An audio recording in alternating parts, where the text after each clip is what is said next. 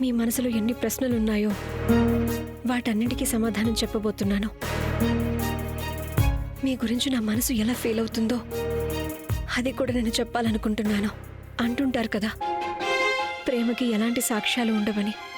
కానీ ఎవరి గురించైనా ఆలోచించినప్పుడు మన గుండె గట్టిగా కొట్టుకుంటే అదే ప్రేమ.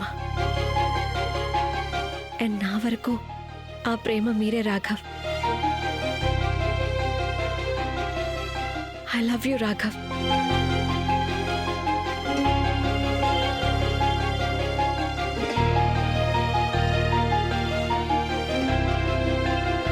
అండ్ నేను మీరు లేకుండా బ్రతకలేను. No no no no. Rekha video message రాఘవకి చేరేలోపు నేను రాఘవ దగ్గరికి వెళ్ళి తీరాలి, లేదంటే అనర్థం జరిగిపోతుంది.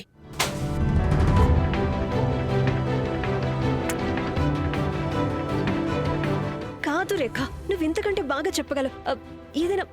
ఇంకేదైనా బాగా ఆలోచించు. ఇది చాలా ప్లెయిన్ గా, చాలా సింపుల్ గా ఉంది. ఇంకా ఎలా చెప్పొచ్చు?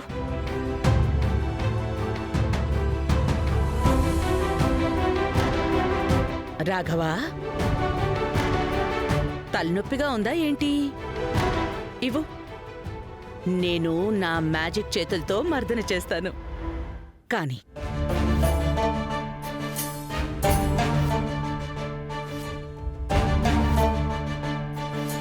రాఘవా, ఒక విషయం అడగనా నాన్న?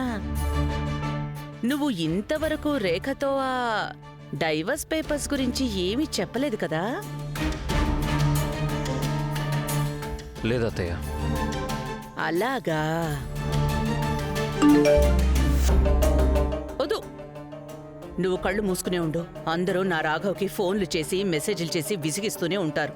నేను చూస్తానుండు. ఓ, ఎవరు మెసేజ్ చేశారు అత్తయ్య?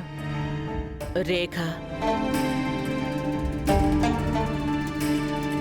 అర్థం కావట్లేదు. ఈ అమ్మాయి అసలు ఏమనుకుంటుందో ఏమో. నీకు చెప్పడానికి ఒక కొత్త పద్ధతి అనుకుంటా. తను నిన్ను లెక్క చేయట్లేదని. అంటే తనకి తెలుసు కదా నీకు ఎంత బాధగా అనిపించిందో.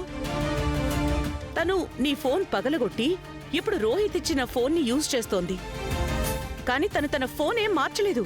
నిజానికి పుండు మీద కారం జల్లినట్టు ఇప్పుడు రోహిత్ ఇచ్చిన ఫోన్ నుంచి నీకు వీడియో మెసేజ్లు చేస్తోంది.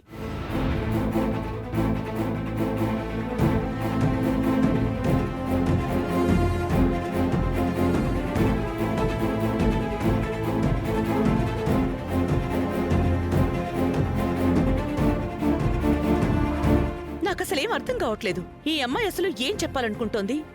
తనకి తెలుసు కదా నీకు ఎంత బాధగా ఉందో. కానీ ఎలా అనిపించిందో తెలుసా? ఏదో నీ మనసు విరగ్గొట్టి నేను ఇంత బాధ పెట్టినా సరే తనకసలేం లెక్క లేదు అన్నట్టు. తనని ఏం చెయ్యాలసలు?